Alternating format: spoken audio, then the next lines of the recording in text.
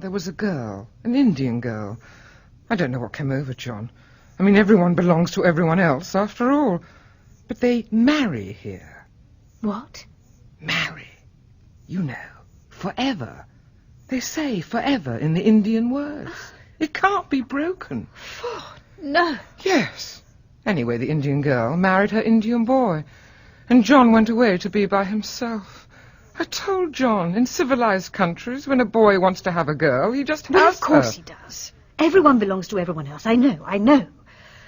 Oh, Ford, I can't wait to get back to the rest house and have a good long Soma holiday. Oh, Soma.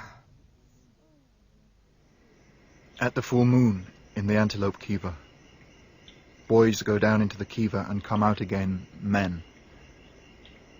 When my time came, I went with the others and began to climb down the ladder into the red lighted depths. Not for you, white hair. Not for the son of the she-dog. The other boys laughed, and the men threw stones at me to drive me away into the darkness. I was alone. Always alone. So am I. Terribly alone. Are you? I thought that in the other place... I mean, Linda always said that nobody was ever alone there. Well, I feel like an outsider sometimes, and I suppose I behave like one. You can't imagine how I envy people who take everything for granted. You see, I'm rather different from most people. If one happens to be decanted different, I am I, and I wish I wasn't. Yes, that's just it. If one's different, one's bound to be lonely. Once I did something that none of the others did. I stood against a rock in the middle of the day, in summer, with my arms out like Jesus on the cross. What on earth for? I wanted to know what it was like to be crucified. Hanging there in the sun. But why? Why? Well, because I felt I ought to. If Jesus could stand it, and then if one has done something wrong. Besides, I was unhappy. That was another reason. I fainted after a time. Seems a funny way of curing your unhappiness. Well, maybe it's better than taking Soma. Listen. John, I wonder if you'd like to come back to London with us. Do you really mean that? Of course. If I can get permission, that is. Linda, too. Linda? Your mother? Well... Yes. Yes, why not? Of course. Oh, to think it should be coming true. What I've dreamt of all my life. Do you remember what Miranda says? Who's Miranda? Oh, wonder. How many goodly creatures are there here? How beauteous mankind is. Oh, brave new world. Are you married to her? My what? Married. Oh, no. Oh, brave new world. Oh, brave new world that hath such people in it. Yes. Perhaps you'd better wait till you see it.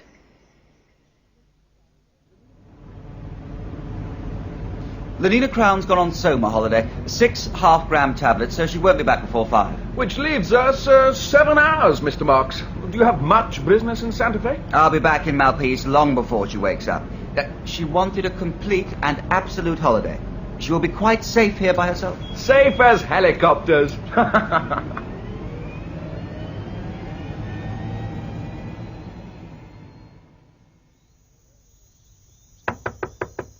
Bernard? Bernard!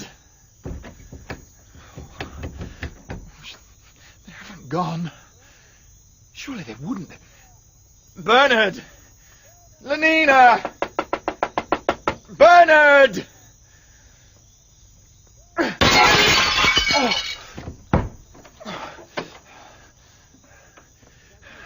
Bernard! Is that you?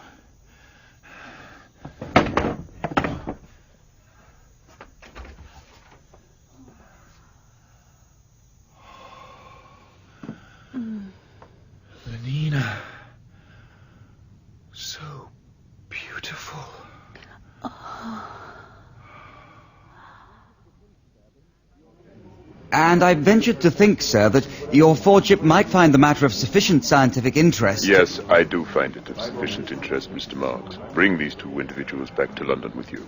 Your Fordship is aware that I shall need a special permit. The necessary orders are being sent to the warden of the reservation at this moment. You will proceed at once to the warden's office. Good morning, Mr. Marks. Thank you, sir. Thank you.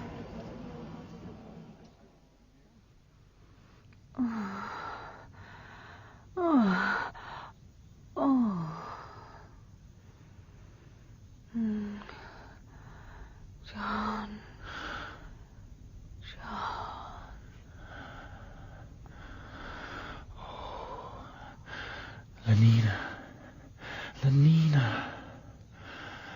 Her eyes, her hair, her cheek, her gait, her voice, handless in their discourse. Oh, that a hand in whose comparison all whites are ink writing their own reproach, to whose soft seizure the signet's down is harsh. Flies on the white wonder of dear Juliet's hand may seize and steal immortal blessing from her lips, who even in pure and vestal modesty still blush as thinking their own kisses sin. Oh, Lenina, darling Lenina.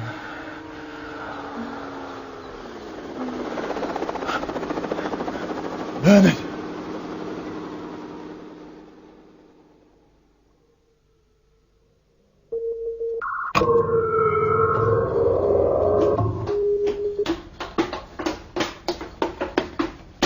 Yes, a public example, Mr. Forster. In the fertilizing room, because it contains our high-caste workers. I've told him to meet me there at 2:30. Mind you, Marks does his work very well, Director. I know, but that's all the more reason for severity. The greater a man's talents, the greater his power to lead astray. Consider the matter dispassionately, Mr. Forster, and you'll see that no offence is so heinous as unorthodoxy of behaviour. Yeah. It strikes at society itself. Yes, at society itself. Ah, there he is. Good afternoon, Director. You asked me to come and speak to you here. Yes, Mr. Marks, I did ask you to come to me here. You returned from your holiday last night, I understand? Yes. Yes. Ladies and gentlemen, Sir? you must excuse me for interrupting your labours. A painful duty constrains me. The security and stability of society are in danger.